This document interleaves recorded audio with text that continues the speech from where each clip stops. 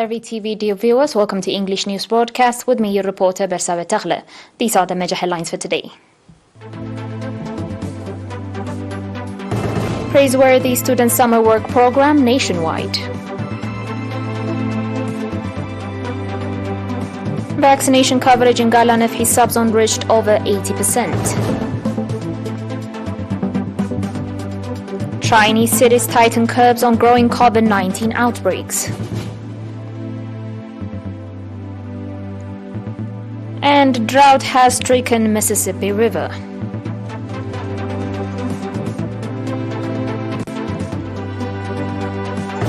On your local news, at an activity assessment meeting conducted on 29 October, it was reported that Praiseworthy Student Summer Work Program was conducted across the country. At the meeting, in which heads of departments and divisions at the Ministry of Education as well as other concerned institutions took part, it was indicated that about 23,000 students from 82 high schools took part in the summer work program from 142 centers. According to a report presented at the meeting, out of the 600,000 tree seedlings that were ready for planting, 84% have been planted. 828 kilometers of terraces and over 22,000 meter cube of water diversion schemes have also been constructed. The report further indicated that student summer work program also included renovation of roads, environmental sanitation activities, traffic safety, among others.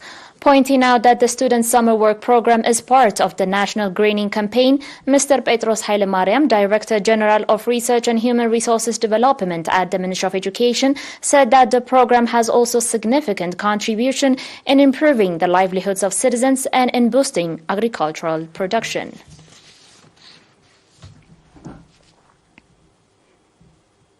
Proceeding with your news, as a result of the integrated effort on the part of health facilities, vaccination coverage on pregnant women in Galanefhi subzone has reached over 80%. Nurse Muskun Johannes, head of health service in the subzone, said that in the past 9 months, HIV/AIDS counseling has been conducted on 959 pregnant women and were all diagnosed negative. And 2,321 pregnant women visited health facilities 4 times for treatment, and that this attests to growing awareness on health issues. Nurse Muskun also said that the number of pregnant women delivering at health facilities has reached 27%, and children under 5 years of age are being provided with 13 types of vaccinations.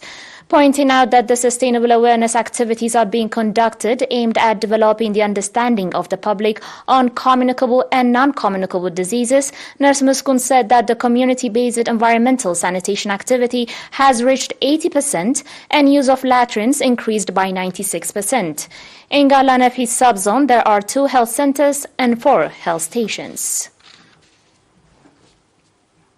On your last local news, the Department of Agriculture in the Central Region reported that over 40,000 chickens have been distributed to 90 farmers with nominal price, indicating that the distribution of chickens is part of the effort to increase productivity of farmers. Mr. Fisahaye Tesfahatian, head of poultry and bee farming production, called on farmers to follow the advice being provided by experts. Regarding bee farming activity, Mr. Fisahaye said that in the Central Region, there are 5 bee farmers associations comprising 181 members, and the number of beehives that was 7,380 in 2021 have currently increased to 9,235. Pointing out that sustainable training programs are being organized to bee farmers with a view to enable them produce healthy honey, and with that, encouraging achievement is being registered.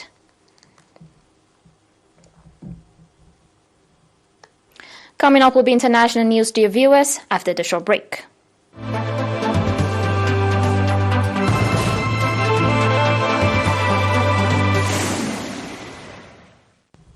Welcome back. Chinese cities from Wuhan in central China to Shenyang in the northwest are doubling down on COVID-19 curves, sealing up buildings and locking down districts in the scramble to halt widening outbreaks.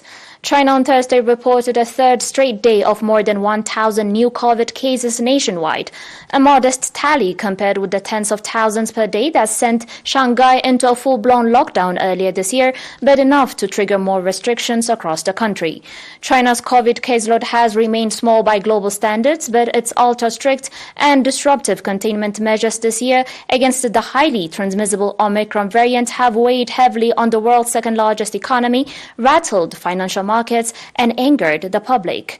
China has repeatedly pledged to stick to its zero-tolerance response to COVID and implement what the authorities say are necessary measures to contain the virus.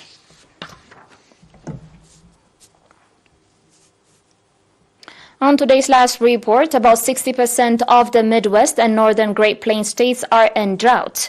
Nearly the entire stretch of the Mississippi River from Minnesota to the river's mouth in Louisiana has experienced below average rainfall over the past 2 months. As a result, water level on the river have dropped to near record lows, disrupting ship and barge traffic, which is critical for moving recently harvested agricultural goods such as soybeans and corn downriver for export. Although scientists say climate change is raising temperatures and making droughts more common and intense, a weather expert says this latest drought affecting the central United States is more likely a short-term weather phenomenon.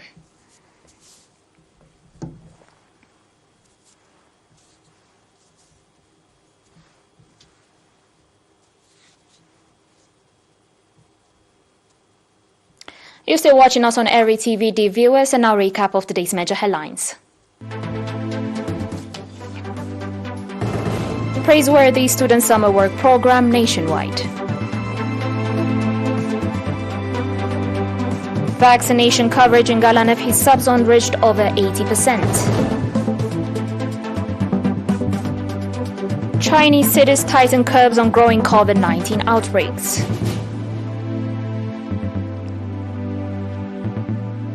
And drought has stricken Mississippi River.